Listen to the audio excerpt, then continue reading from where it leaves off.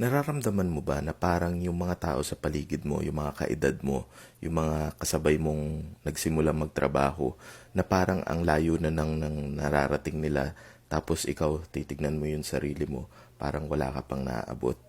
Gusto ko lang sabihin sa'yo na normal yung nararamdaman mo. Ang tawag dyan ay quarter life crisis. Nararamdaman niya ng lahat ng tao.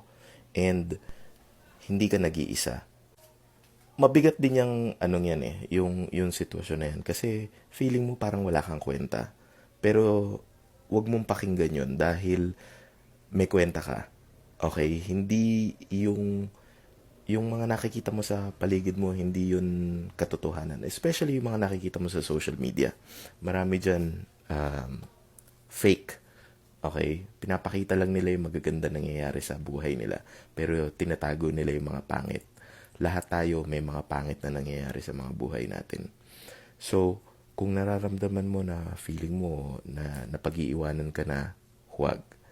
Gamitin mo yung nararamdaman mo yan para maging fuel, maging gatong, para magpursige pa ka pa dun sa ginagawa mo, dun sa trabaho mo, dun sa negosyo mo, kung ano man yung ginagawa mo right now. Um, Pilitin mo na malampasan yan, and ibukas mo yung isip mo na hindi lang ikaw, hindi ka nag-iisa.